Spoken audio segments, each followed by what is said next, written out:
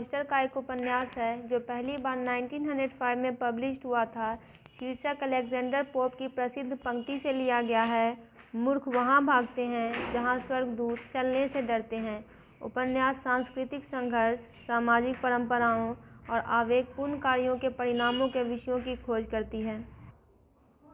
कहानी इंग्लैंड और इटली दोनों में सेट है, जो एडवर्डियन इंग्लैंड के कठोर सामाजिक मानदंडों के विपरीत इटली के अधिक भावुक और मुक्त वातावरण को दर्शाती है। मुख्य पात्रों में शामिल है लिलिया हैरिटन, एक युवा विधवा जो इटली की यात्रा करती है और एक इतालवी व्यक्ति से प्यार करती है। फिलिप हैरिटन, लिलिया का साला जिसे उसे इंग्लैंड वापस लाने का काम सौंपा गया है। हैरियट हैरिटन, फिलिप की दबंग बहन। कैरोलिन एबॉट, लिलिया की दोस्त जो परिवार के मामलों में उलझ जाती है। गीनो कैरेला,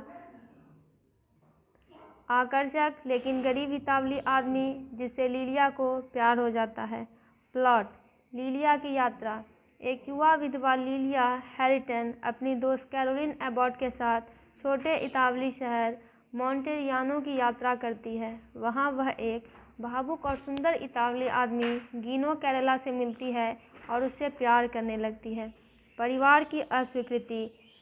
गीनो से शादी करने के लिलिया के आवेगपूर्ण निर्णय से उसके रूढ़िवादी अंग्रेजी परिवार को झटका लगता है और वह बदनाम हो जाता है।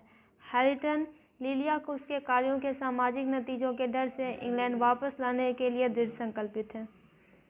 दुखद परिणाम। परिवार के प्रयासों के बावजूद लिलिया इटली में रहती है और एक बेटे को जन्म देती है। हालांकि उसके जीवन में एक दुखद मोड़ आता है क्योंकि वह अपने नए परिवेश के अनुकूल होने के लिए संघर्ष करती है। लिलिया प्रसव के दौरान मर जाती है, अपने नवजात बेटे को गीनो की देखभाल में छोड़ देती है। हिरासत की लड़ाई।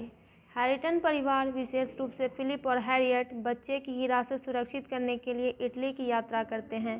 कैरोलिन एबॉट, जो वास्तव में लिलिया के बेटे की देखभाल करती है, संघर्ष में शामिल हो जाती है। संस्कृतियों का टकराव। कहानी अंग्रेजी पात्रों और इटालियंस के बीच सांस्कृतिक टकराव में तल्लीन करती है। हैरिटन द्वारा अपने मूल्यों को लागू करने और स्थिति पर नियंत्रण करने के प्रयासों से कई गलतफहमियां और दुखद परिणाम सामने आते हैं। समाधान।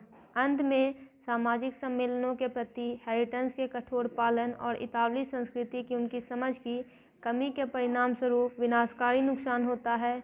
उपन्यास एक गंभीर नोट पर समाप्त होता है जो उनके कार्यों के परिणामों पर प्रकाश डालता है।